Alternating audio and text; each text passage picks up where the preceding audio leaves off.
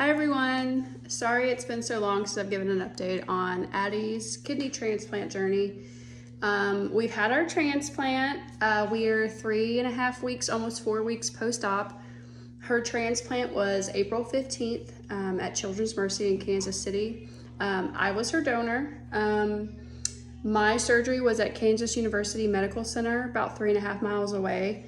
It was an experience to say the least. The night before we stayed at the hospital, Addie had to do a 2-hour dialysis treatment prior to transplant to get her body less of fluid.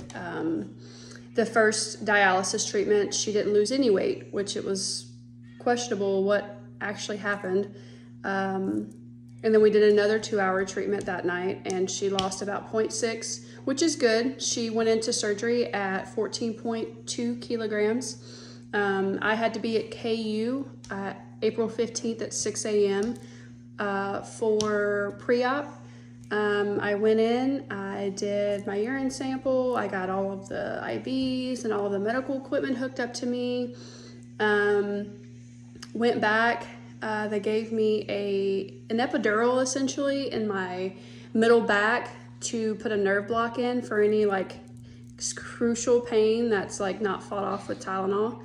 And I remember getting into the operating room very groggy, and I woke up and I was in post-op. They didn't have a room ready for me for 6 hours, but I mean, I was happy that my girl got my kidney successfully. Her surgery was about 4.5 hours and mine was about 2.5.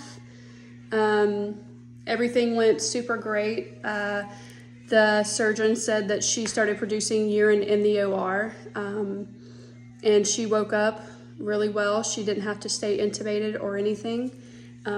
We are very blessed in that sense. I know so many things can go wrong with an organ transplant.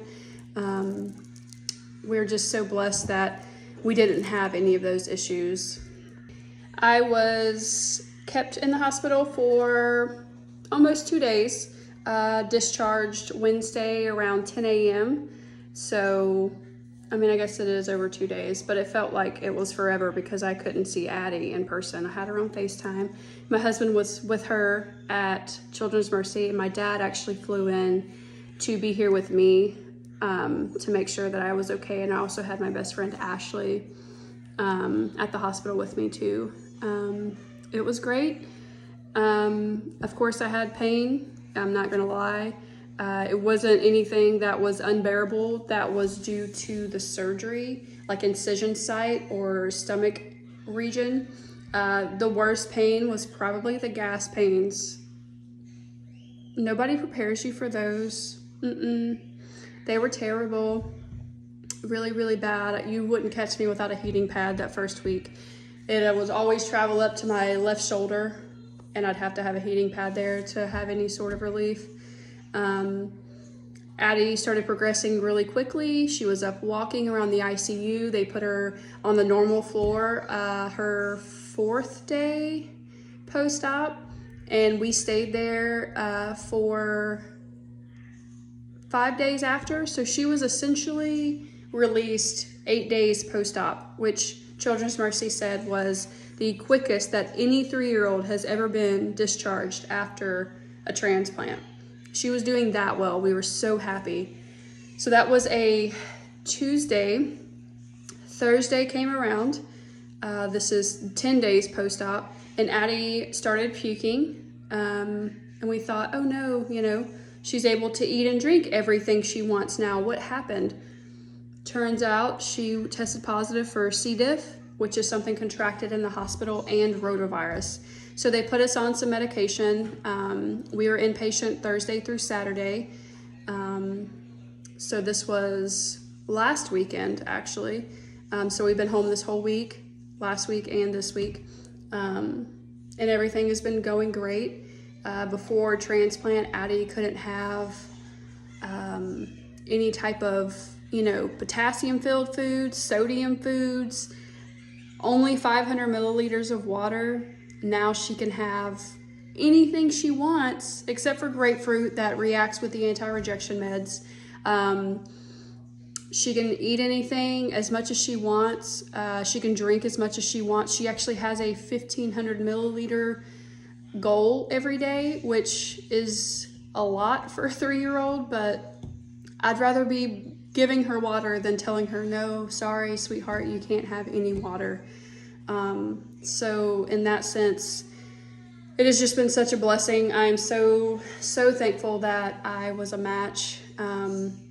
It's changed my life. It's opened up my eyes to so much of the medical world that I was ignorant to. I didn't know that these type of things existed in this capacity, and I'm so thankful that I met everybody in Addie's medical journey, and we're not done. She still has lab draws twice a week to make sure that her kidney is okay and hydrated, and so far so good. Everything has just been really great. She is immunocompromised, so that in itself can be hard on a 3-year-old. We have to take the balance of letting her live her life, because we got a transplant to live life, but also protect her from the known sicknesses that are out there. So we're currently trying to find that balance right now.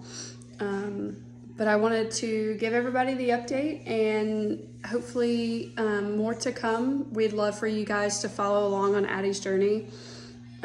Such a great support system so far. Oh my gosh, the community, the church community, the military community, everybody truly has come together for Addie, and we are just so thankful. I couldn't ask for a better support team. My husband has been a rock star, really taken on the load. My mother-in-law and father-in-law have been great. My dad for coming out here.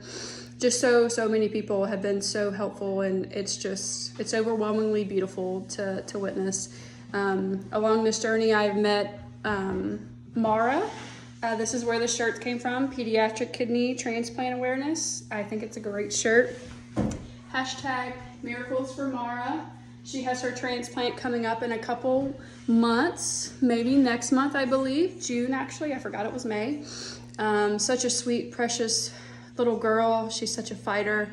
Her parents are just doing a great job with her, and all of the families that I've met in the transplant community. Literally, it's changed my life. Like, you don't find people out and about that are like these type of people that you meet in this world. And from the doctors to the nurses to the coordinators to social work to dietitians, anyone and everyone in this situation has just been a lifesaver, and we are just so thankful for everybody. I did want to show my incision. People are very weirded out with the location, but it's right here. This is just glue that is stuck around that will come off over time. So they take it out of the belly button.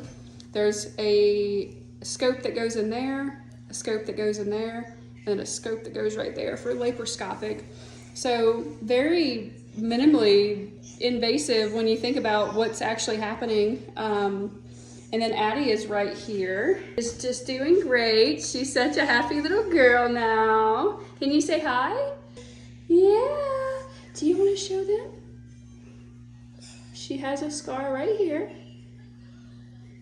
And we're working on getting it, where it's not visible as much.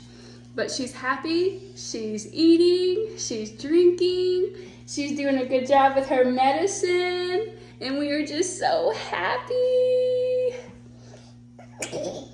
Bye, guys. Okay, son.